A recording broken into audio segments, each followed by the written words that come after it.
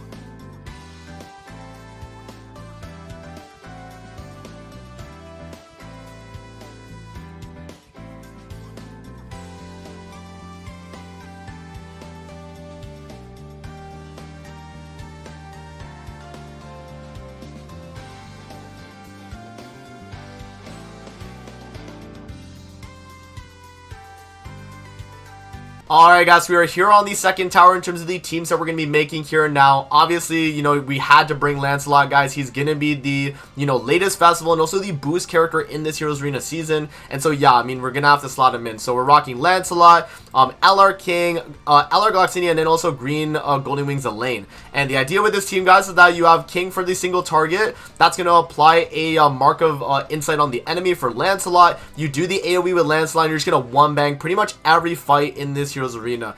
Make sure to LCC with this team as well, guys. Very, very important.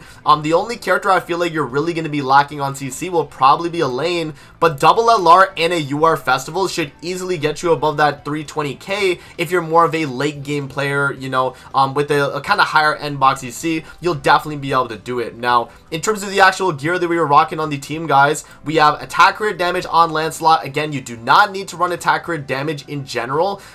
It's just whatever makes you know, the best kind of CC for you guys. Feel free to run HP defense if you cannot make the CC requirement with attack crit damage, and I still think you'll be completely fine in terms of, you know, dealing with the enemies. You know, Lancelot is a boost character as well, so he should be pretty strong in that. Now, King right here is going to be on attack crit damage as well. Again, same thing applies with Lancelot. HP defense is going to be completely fine, but if you have to run, you know, HP defense, go for it. Attack crit damage will still suffice, though, and be a lot better for damage. Now, moving on, we got LR Glocks on HP defense, which is standard, and then we got Golden Wings Elaine as well on an HP defense set as well, guys. So, yeah, man, that's going to cover the team. And again, Fairy card set, this is a given. We're running a full Fairy team. We're going to benefit a lot from this card set, just giving us basic stats, and then just even more attack as well. So, there you guys go, man. That's going to be the Fairy team right there in the second tower. Now, we'll move on to the final tower here, and I'll explain the teams that I ran for that tower right there.